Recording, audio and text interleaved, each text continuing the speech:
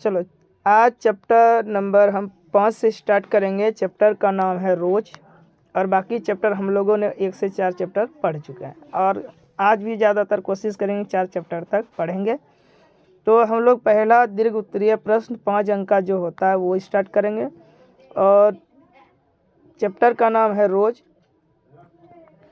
और पहले इस पाठ का सारांश यानी मुख्य रूप जो पाठ में जो है मुख्य रूप से जो बात की कही गई है उनको पढ़ेंगे। तो चलते हैं आगे। रोज पाठ का सारांश यानी रोज शीर्षक एक प्रकार कहानी है जिसके लेखक अज्ञेय जी हैं। अज्ञेय का पूरा नाम सच्चिदानंद हीरानंद वात्सन अज्ञेय जी हैं। इस कहानी में एक मध्यम वर्ग घरेलू नारी के बारे में बताया गया है। एक मध्यम वर्ग घरेलू नारी के जीवन की निरसता, उदासी, घुटन और पीड़ा का हृदय स्पर्शी चित्रण किया, मतलब हृदय को छू लेने वाले चित्रण किया गया है, जो इस कहानी की नायिका और लेखक के दूर के रिश्तेदार के बने। इस कहानी की नायिका जो है मालती है, और लेखक के दूर के रिश्ते की बहन लगती है। वह बचपन में बड़ी चंचल स्वभाव की थी। मालती नाम है उसका, और वह बचपन में बहुत ही चंचल स्वभाव की थी। पतली दुबली, मतलब चंचल स्वभाव की थी। उसका काम ही था उछलना कूदना। इधर आया ना। उसका काम था कि बचपन में उछलना कूदना, हंसी मजाक करना उसके जीवन का अभिन्न हिस्सा था जब वो बचपन में थी। पढ़ाई के नाम पर किताबों के पन्ने फाड़ना, कच्ची अमियाँ तोड़ना यानी कच्चा आम तोड़ना आदि उसके दैनिक कार्य थे। एक छोटे बच्चे की तरह जो दैनिक कार्य था जीवन में, पूरा हंसी मजाक करना, उछल कूद करना। परंतु शादी होते ही काफ़ी शांत और गंभीर हो जाती है, और कुछ दिन के बाद उसकी शादी हो जाती है और काफ़ी गंभीर हो जाती है। उसकी शादी एक डॉक्टर से हुई थी। उसकी शादी जो एक डॉक्टर से होती है जो गैंग्रीन के मरीजों का इलाज करते थे। जो गैंग्रीन नामक बीमारी होती है उनका इलाज करते थे। और शादी के 2 साल के अंदर ही मालती एक बच्चे की माँ बन जाती है। बच्चा बड़ा चिड़चिड़ा स्वभाव का होता है, और उस बच्चे का नाम टीटी होता है। डॉक्टर पति महेश्वर के काम पर चलने के डॉक्टर जो पति है उसके पति का नाम क्या है, महेश्वर है, के काम पर चले जाने के बाद सारा समय मालती को घर में अकेले ही काम करना पड़ता है और बिताना पड़ता है पूरा। वह रोज सुबह से रात 11 बजे तक घर के सभी कामों मशीन की तरह खटती रहती थी। वह घुटन भरी उदासी जीवन जीने की मजबूर थी। यानी इस कहानी में जो बताया गया है, एक कहीं भी उदास, जिस प्रकार एक बचपन की खेलती बच्ची स्कूल में हंसी खुशी खेलती थी, शादी होने के बाद उसके जीवन में उदासी छा जाती है। पूरा दिन काम लगा रहता है रात के 11 बजे तक, और उसका बच्चा भी जो टीटी है कभी सोता है तो कभी रोता है, कभी कभी बीच में गिर पड़ भी जाता है। उसका पति भी उसी के तरह का होता है जो नाम महेश्वर है, और वो गैंग्रीन नाम का बीमारी का इलाज करते हैं। और गैंग्रीन एक ऐसी बीमारी जो पहाड़ी इलाकों में रहने से, कांटे चुभने से हो जाती है। क्वेश्चन दूसरा की ओर चलेंगे। रोज शीर्षक कहानी के आधार पर मालती के बारे में बताना कि मालती का चित्रण के बारे में, मालती कैसी थी या मालती के कहानीकार किस प्रकार मालती के बारे में बताया गया है। तो मालती रोज शीर्षक कहानी की नायिका और लेखक के दूर की रिश्तेदार की बहन लगती है, जो बचपन में बहुत चंचल थी। उछलना कूदना हंसी मजाक करना उसके जीवन का अभिन्न हिस्सा था। पढ़ाई के नाम पर किताबें फाड़ना, कच्ची अमीयें तोड़ना आदि उसके दैनिक कार्य थे, दिन में सभी काम काज थे। मालती की शादी एक डॉक्टर से हुई थी जो गैंग्रीन के मरीजों का इलाज करते करते नीरस, मतलब शांत स्वभाव, सुखी नाम का, मतलब हंसी का नाम का कहीं नहीं तो स्वभाव का बन गया था, जिससे मालती भी धीरे धीरे पति की जैसे बन जाती है और पूरा जीवन उदासी भरा लगने लगता है, यानी उदासी भरा जीवन जीने लगती है। थोड़ा व्याख्या के और चलेंगे। 4 नंबर का व्याख्या आता है। तो इस समय मैं यही सोच रहा था कि वो बड़ी उदत और चंचल मालती कितनी सीधी हो गई। ये थोड़ा सा नया क्वेश्चन है कि इस समय मैं सोच रहा था कि बड़ी उदत और चंचल मालती कितनी सीधी हो गई है। यानी प्रस्तुत पंक्ति अज्ञेय जी के द्वारा रचित रोज शीर्षक कहानी से लिया गया है। इस पंक्ति के माध्यम से लेखक का कहना है कि बचपन में जो मालती अत्यंत चंचल स्वभाव की थी, वह विवाह के बाद, शादी के बाद सीधी और शांत हो गई है। उसका जीवन नियंत्रणबद्ध, नीरस और उदासी भरा हो गया है। अगला क्वेश्चन है मुझे लग रहा था कि इस घर पर जो छाया घिरी हुई है वह अज्ञात रहकर मुझे भी जानो वश में करे। ये लाइन जो है लेखक के द्वारा कहा गया है। प्रस्तुत पंक्ति अज्ञेय जी के द्वारा रचित रोज शीर्षक कहानी से लिया गया है। इस पंक्ति के माध्यम से लेखक का कहना है कि मालती के घर का वातावरण बिल्कुल सूना, उदास और निर्जीव और नीरस सा भरा था, जो धीरे धीरे मुझे भी क्या कर रहा था, वश में कर रही थी।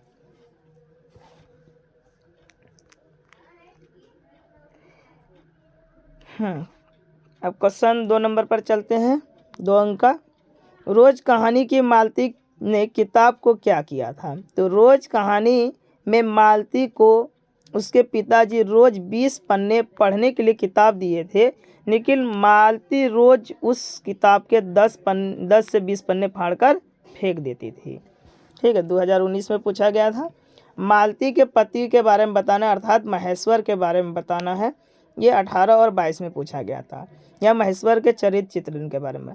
मालती के पति महेश्वर एक डॉक्टर हैं जो मरीजों के बीच रहते रहते भावहीन हो गया है।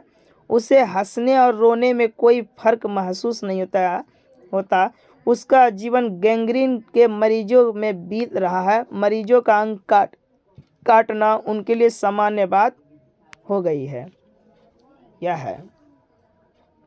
अब मालती के घर का वातावरण कैसा है? मालती के घर का वातावरण कैसा था? तो मालती के घर का वातावरण अत्यंत नीरस, सूना और उदासी भरा था। वह रोज घर में मशीन की तरह काम करती रहती थी। उसका पति महेश्वर गैंग्रीन के मरीजों का इलाज करते करते संवेदन शून्य हो चुका था। बच्चा भी चिड़चिड़ा बन चुका था। मतलब हिस्ट्री पीरियड छ न पंक्ति कहो न। चलो ठीक है। लेखक और मालती के संबंध का परिचय रोज शीर्षक कहानी के आधार पर दे। यानी लेखक और उस मालती का जो संबंध था उन सब के बारे में बताना, कैसा संबंध था। मालती लेखक के दूर के रिश्ते की बहन थी, परंतु उन दोनों में मित्र का संबंध था, मित्रवत संबंध था। वे एक दूसरे से खुलकर बातें किया करते थे, एक ही स्कूल में पढ़ा करते थे। आगे बढ़ाना अपना मन है। क्वेश्चन अगला क्या कहता है कि लेखक को मालती के आंगन में दोपहर में भी शाम की छाया उदासी क्यों दिखाई पड़ती है? देखो ये क्वेश्चन अलग टाइप का है ना। लेखक जब प्रवेश करते हैं मालती के आंगन, दोपहर आंगन में, तो उसको उदासी क्यों दिखाई पड़ती है? मालती अपने क्वार्टर से, यानी घर में अकेली रहती थी। क्वार्टर मतलब क्वार्टर जिसको कहते हैं, क्वार्टर मतलब घर में अकेली रहती थी और उसका जीवन बहुत ही नीरस और उदास भरा था। इसी उदासी का असर उसके आंगन में भी दिखता था। इसलिए लेखक को दोपहर में भी उसके आंगन में शाम जैसी उदासी महसूस हुआ करती थी और हुई थी। गैंग्रीन क्या है? गैंग्रीन एक जानलेवा बीमारी है, खतरनाक बीमारी को कह सकते हो, जो पहाड़ी क्षेत्रों में कांटों के चुभने से होता है। इस बीमारी के कारण कभी कभी हाथ पैर भी काटना पड़ता है। पढ़ाई हमसे वो प्रेम से ज़्यादा ले लो, कोई दिक्कत वाली बात नहीं है, जरा सा भी हिचकिचाएंगे।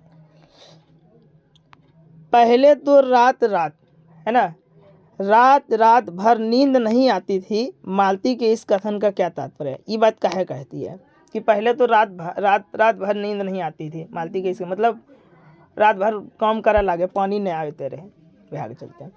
इस कथन का तात्पर्य है कि पहले मालती बहुत संवेदनशील थी, रोगियों की तकलीफ देखकर उसे बहुत दुख हुआ करता था, रोगियों की तकलीफ को देख करके उसे बहुत दुख हुआ होता था, जिससे उसे रात भर नींद नहीं आती थी। पर वह धीरे धीरे भावनाहीन हो गई, मतलब उसके पति जो है कभी किसी का पैर काट कर आ जाते, कभी किसी का हाथ काट कर आ जाते थे, उसको बेचैनी होती थी, नींद नहीं आती थी, और धीरे धीरे उसको वो घर पर रहने लगी और वो भी उसी की तरह हो गई। मालती ने सरकारी अस्पताल में क्या व्यंग किया, यानी सरकारी स्कूल के बारे में क्या बोला था? तो क्या बोला था? मालती कहती है सरकारी अस्पतालों में मरीजों की ठीक से देखभाल नहीं होती है, वहाँ मरीजों से कोई सहानुभूति नहीं होती है, जो मरीज होता है कोई सहानुभूति नहीं, पैसा जमा करो। वे लोग जल्दी मरीज को रेफ़र कर देते हैं और या हाथ पैर काट देते हैं। ठीक है, ये चैप्टर समाप्त हुआ। अब चैप्टर 6 आता है, एक लेख और एक पत्र। तो दीर्घ उत्तरीय प्रश्न 5 अंक का। तो एक लेख और एक पत्र पाठ का पहले सारांश पढ़ लेते हैं, शॉर्टकट जो उसका दिया गया है, मुख्य बातें। तो एक लेख और एक पत्र पाठ का सारांश। प्रस्तुत जो एक लेख और एक पत्र शीर्षक पाठ भगत सिंह के द्वारा लिखा गया है, रचित है। इस पाठ में भगत सिंह कहते हैं कि विद्यार्थियों को पढ़ने के साथ साथ राजनीति का भी ज्ञान होना चाहिए, किंतु पंजाब में पढ़ने वाले छात्रों को राजनीति से दूर रखा जाता है, जिसे भगत सिंह गलत मानते हैं। उनका मानना है कि विदेशी शासन में देश को ऐसे नौजवानों की ज़रूरत है जो देश के लिए बलिदान दे सके। केवल पढ़ाई करके क्लर्क बन जाना शिक्षा का असली उद्देश्य नहीं होता है। सिर्फ पढ़ाई करके क्लर्क बन जाना और कुछ बन जाना शिक्षा का असली उद्देश्य नहीं होता है। विद्यार्थी अगर देश की समस्या नहीं समझेंगे तो वो भविष्य में देश का नेतृत्व कैसे करेंगे। सुखदेव को पत्र लिखते हैं, कौन? भगत सिंह।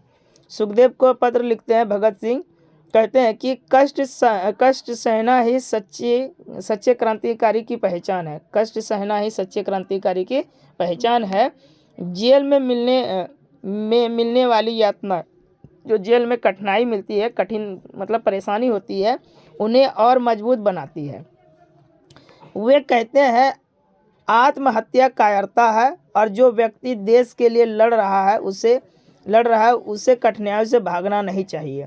वे रूसी साहित्य का भी उल्लेख करते हुए कहते हैं कि वहाँ के क्रांतिकारी बड़े कष्ट सहकर समाज में बदलाव लाए हैं। रूस के लोगों के बारे में भगत सिंह कहते हैं कि रूस के लोग जो है वहाँ जो है वे लोग जो है बहुत ही सह करके समाज में परिवर्तन लाए हैं, इसलिए हमें भी कष्ट सहकर देश की सेवा करनी चाहिए। अंत में वे कहते हैं कि त्याग, संघर्ष और निरंतर प्रयास से कोई भी क्रांति जीती जा सकती है। लगातार त्याग, संघर्ष, प्रयास करने से कोई भी क्रांति जीती जा सकती है। प्रश्न नंबर 2 क्या कह रहा है कि भगत सिंह ने कैसे मृत्यु को सुंदर कहा और वे आत्महत्या को कायरता क्यों कहते हैं? तो देश के लिए संघर्ष करते हुए, देश की भक्ति करते हुए कुर्बानी देने को भगत सिंह ने सुंदर मृत्यु कहेंगे। देश के बदले दी गई फांसी या मर जाना, मिट जाना क्या है? तो सुंदर मृत्यु का है। अपने सिद्धांत पर अडिग रहते हुए फांसी को गले लगाना सुंदर मृत्यु है। दुख से डरकर लोग आत्महत्या कर लेते हैं, यह वास्तव में क्या है? यह वास्तव में कायरता है। वास्तव में क्या है?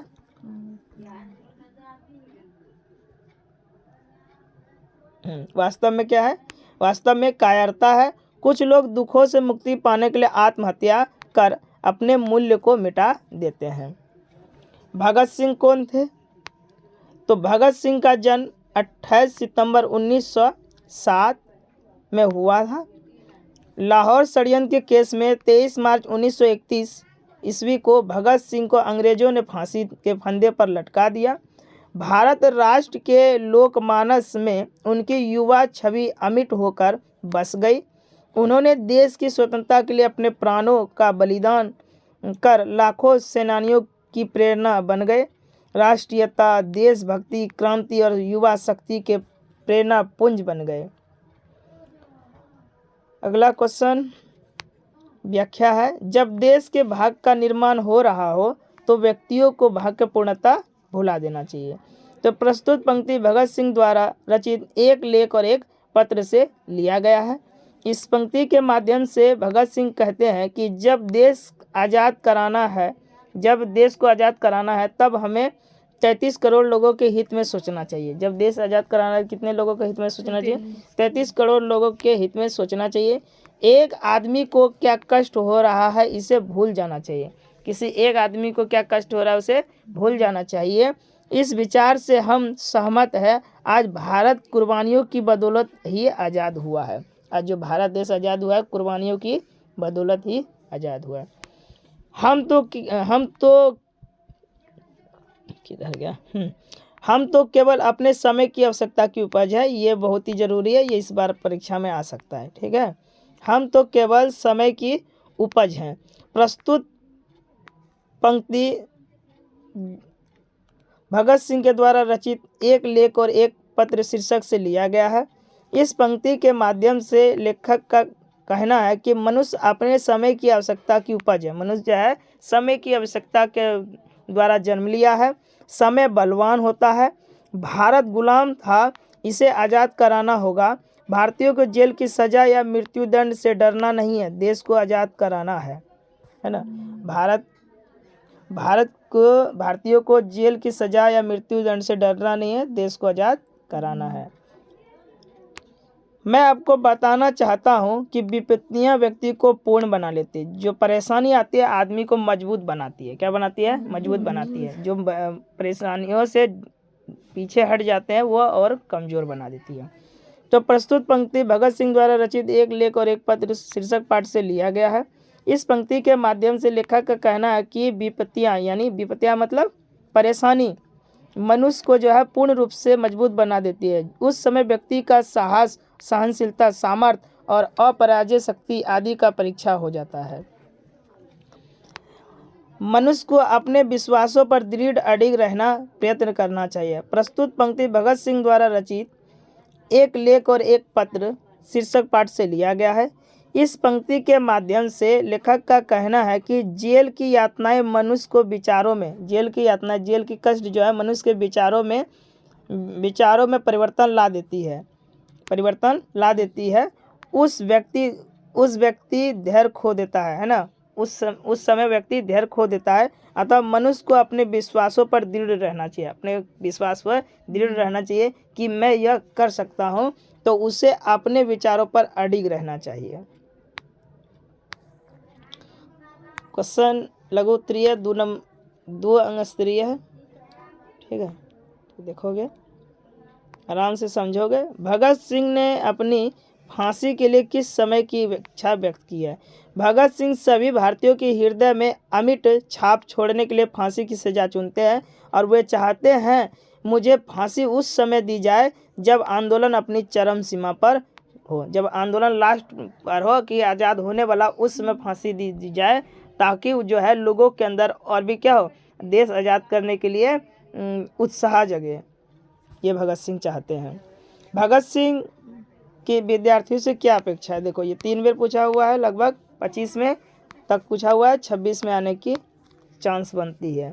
भगत सिंह की विद्यार्थियों से क्या अपेक्षा है? भगत सिंह की विद्यार्थियों से कई अपेक्षा है। पहला, वो बोलते हैं कि विद्यार्थी पढ़ने के साथ साथ पॉलिटिक्स का भी ज्ञान रखे।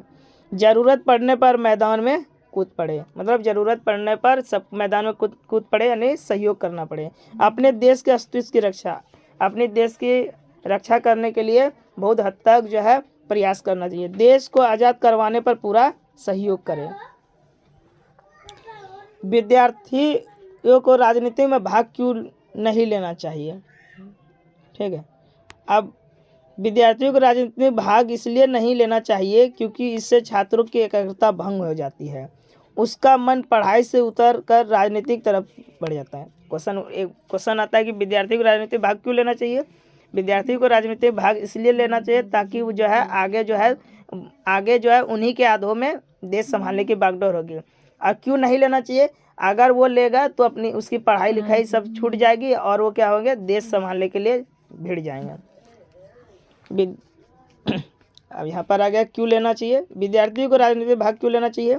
विद्यार्थियों को राजनीतिक में भाग लेना चाहिए क्योंकि इससे उन्हें देश में क्या हो रहा है इसकी जानकारी मिलती है। इससे उनके सोचने की क्षमता बढ़ती है और वे जिम्मेदार नागरिक बनते हैं। पढ़ाई के साथ साथ देश के बारे में जानना भी जरूरी है ताकि वे भविष्य के देश के काम आ सके। भगत सिंह रूसी साहित्य को इतना महत्वपूर्ण क्यों मानते हैं? भगत सिंह जो है रूस के किताबों को इतना महत्वपूर्ण क्यों मानते हैं?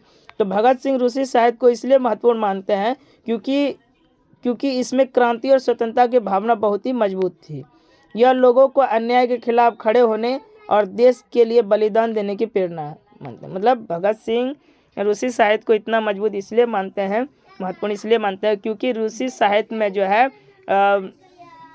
भारतीयों को या व्यक्तियों के अंदर में जो है अपने देश के प्रति जो है प्रेम की भावना को जगा सके और देश को आज़ादी दिलाने के लिए बलिदान तक दे सके।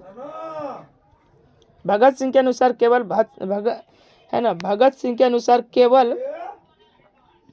केवल कष्ट सहकर केवल कष्ट सहकर ही देश की सेवा की जा सकती है। यानी भगत सिंह के अनुसार केवल कष्ट सहकर ही देश की सेवा की जा सकती है। भगत सिंह मानते थे कि देश की सेवा करने के लिए कष्ट सहना जरूरी है।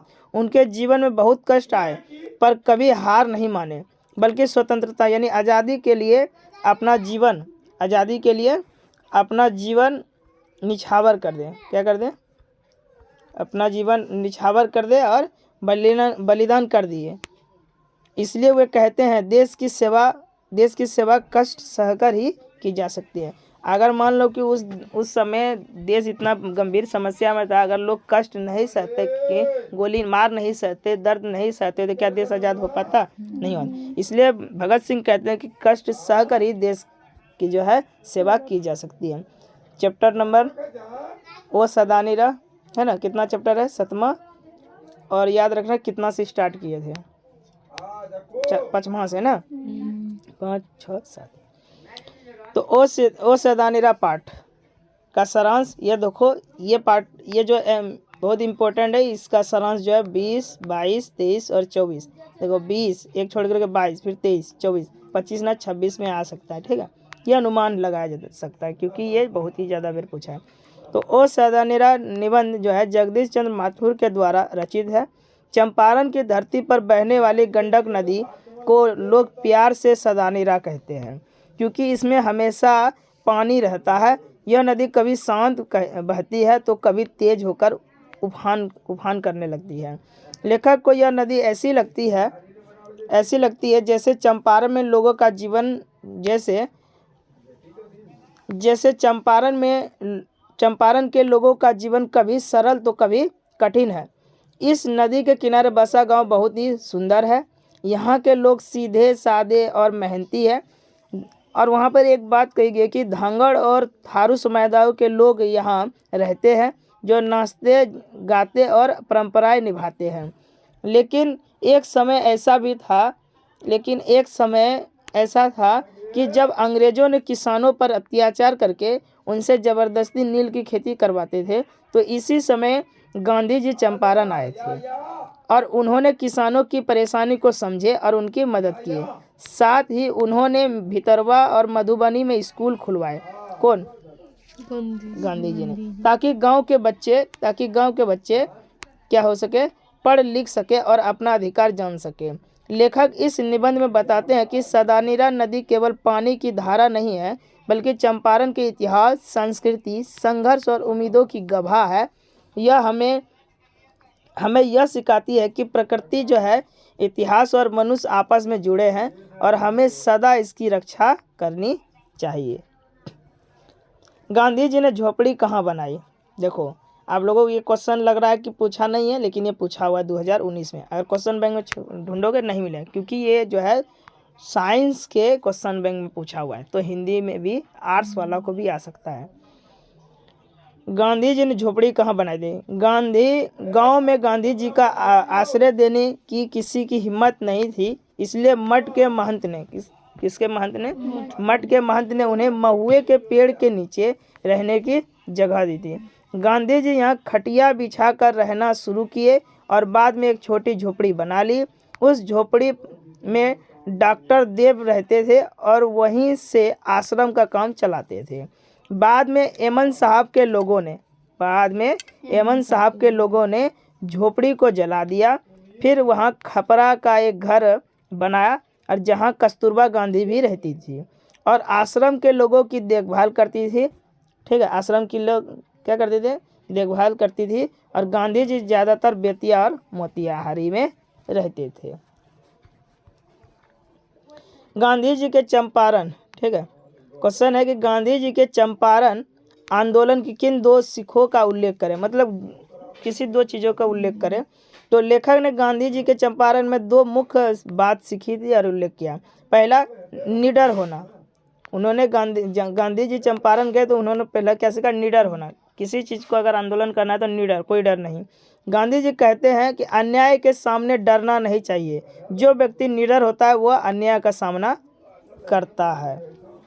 फिर उसने दूसरा बोला कि सच्चाई पर चलना, है ना, सत्य की राह पर चलना। गांधी जी कहते हैं कि हमेशा सत्य की राह पर चलना चाहिए। वे हर बात की जांच पड़ताल करके ही कुछ कहते या लिखते थे। ये दोनों सीख आज बहुत ही उपयोगी है। चंपारण में शिक्षा की व्यवस्था के लिए गांधी जी ने क्या किया? बच्चों, चंपारण में गांधी जी ने क्या किया? आश्रम खुलवा दिए, है ना। गांधी जी चंपारण के किसानों की समस्या सुलझाने आए थे। उन्होंने कहा कि केवल आर्थिक समस्या हल करने से काम नहीं चलेगा, बच्चों की शिक्षा भी जरूरी है। इसलिए गांधी जी ने 3 गांवों में विद्यालय खोले। कितने गांवों में विद्यालय खोले? 3 गांवों में। पहला जगह बड़हरवा, है ना, बड़हरवा। यह स्कूल बवन जी गोखले और उनकी पत्नी चलाते थे। पहला गांव का नाम क्या था? पहला विद्यालय का नाम था बड़हरवा। यह स्कूल कौन चलाते थे?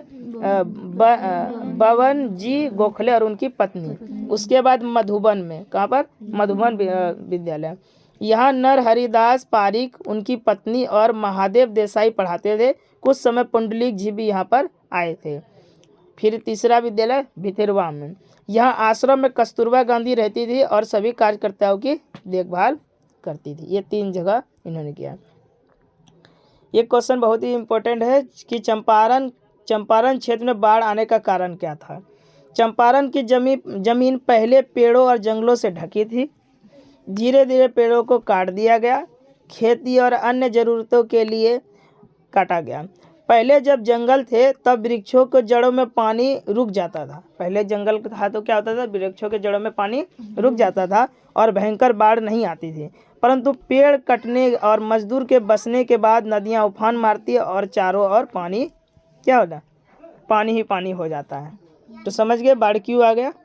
क्या कारण था? कि पहले जंगल हुआ करता था और जंगल को क्या कर दिया गया? काट दिया गया और बाढ़ आराम से आ पहुँचती थी। अब पहले जो है जंगल हुआ करता था तो पानी जो रुक जाती थी। ओ साधानेरा पाठ में नौका विहार प्रसंग का वर्णन करें। नौका विहार क्या था? और साधानेरा पाठ में नौका विहार का दृश्य बहुत ही सुंदर है। लेखक गंडक नदी में मोटर बोट पर बैठे थे। नौका मतलब नाव। मोटर बोट पर बैठे थे। भारतीय इंजीनियर उन्हें बराज और नहर बनाने का काम समझा रहे थे और वे जंगल के बीच बिजली के तार और नहरों का बड़ा निर्माण कर रहे थे। लेखक को लगा कि यह काम जनता की गरीबी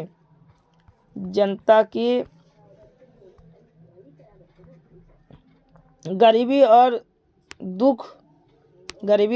दुख को दूर करने वाला है। उन्हें यह निर्माण नारायण के विशाल रूप में जैसा भी लगा।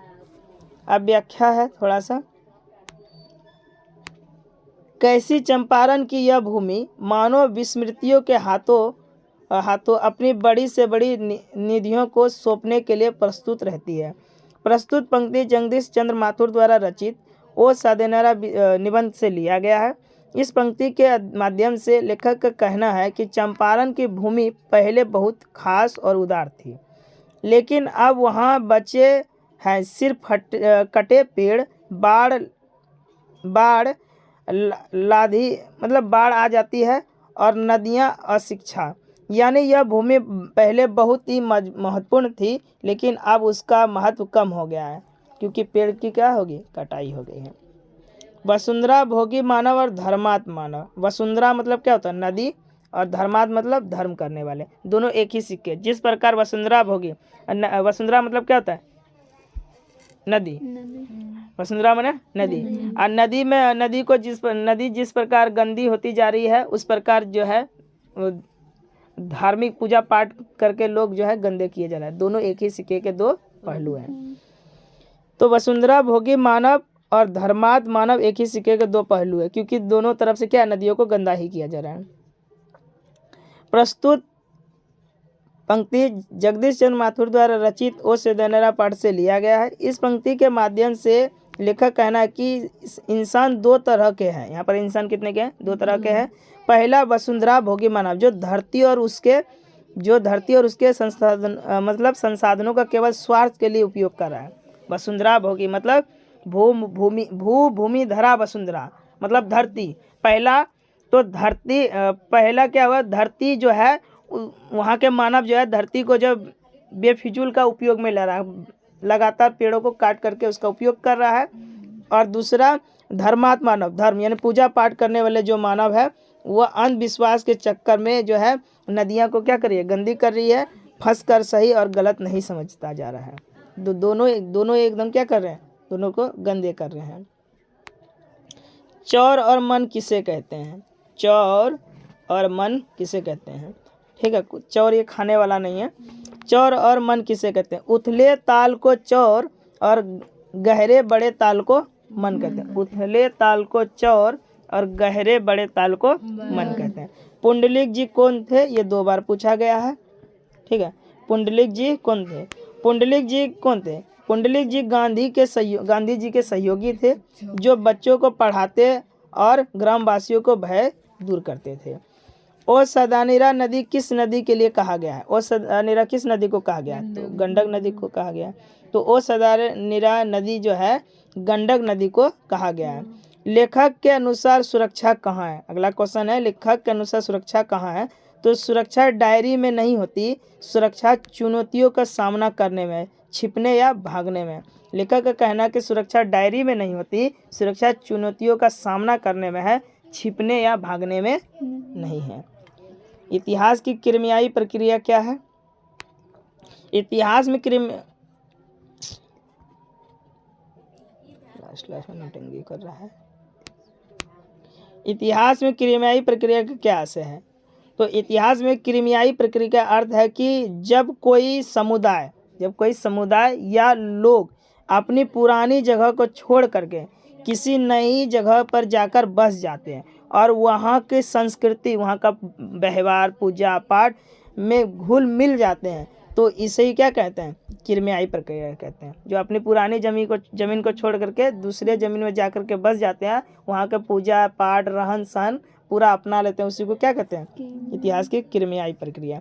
धांगड़ शब्द का क्या अर्थ है, ये परीक्षा में 3 बार पूछा गया लगातार। तो धांगड़ शब्द का क्या अर्थ है, धांगड़ शब्द का अर्थ भाड़े का मजदूर होता है। क्या होता है, धांगड़ शब्द का अर्थ है भाड़े का मजदूर, जो गुलामी का जीवन जीते थे, जिनको कहाँ से लाया गया था, दक्षिणी इलाकों से लाया गया है ना। अब अंग्रेजों ने नीले किसानों पर अत्याचार करते थे, क्या अत्याचार करते थे अंग्रेज जो है नीलो किसानों पर, क्या अत्याचार, ये 2025 में पूछा गया था, ठीक है। अंग्रेज सब जो थे नीलो किसानों पर क्या अत्याचार करते थे, तो अंग्रेज नीले गोरे किसानों पर बहुत अत्याचार करते थे। चंपारण में उनका पूरा साम्राज्य था। साहब की सड़कों पर किसान अपने जानवर नहीं ले जा सकते थे। त्योहारों पर साहब अंग्रेज को उपहार भेजना पड़ता था, अगर जो नहीं भेजता था तो उसको क्या करता था कि उस पर टैक्स लगा दिया जाता था, उसको कड़ी से कड़ी सजा सुन देता था और मारता पीटता था। गंगा पर पुल बनाने पर अंग्रेजों ने दिलचस्पी क्यों नहीं ली, गंगा पर जो पुल बनाया जा रहा था आग सही से रखो। गंगा पर जो पुल बनाया जा रहा था तो दिलचस्पी क्यों नहीं लिया अंग्रेजों ने? क्योंकि चंपारण में अंग्रेज नीले गोरों जो अंग्रेज जो किसानों पर शोषण और अत्याचार करते थे। दक्षिण बिहार में बगावत जल्दी पहुंची, लेकिन चंपारण तक देर से पहुंची। इसलिए अंग्रेजों सरकार ने गंगा पर पुल बनाने की कोई दिलचस्पी नहीं। देखो, अंग्रेजों ने गंगा पर दिलचस्पी पुल इसलिए नहीं बनाया ताकि जो है वहाँ के लोग जो है तुरंत जो अंग्रेजों पर धावा बोल सके। और वहाँ पर गंगा का पुल जो था उसको टप करके जाना पड़ता था, पुल नहीं था तो गंगा को टप कर जाना पड़ता था और काफ़ी दिक्कत होता था। इसलिए अंग्रेजों ने मतलब सोचा कि हमारा शासन कम ना हो जाए, और इसीलिए उन लोगों ने क्या किया, गंगा पर पुल नहीं बनाया। अगर गंगा पर पुल बनता तो गारंटी अंग्रेज को जल्दी मार करके भगा देता। गांधी जी के शिक्षा संबंधित आदर्श क्या थे?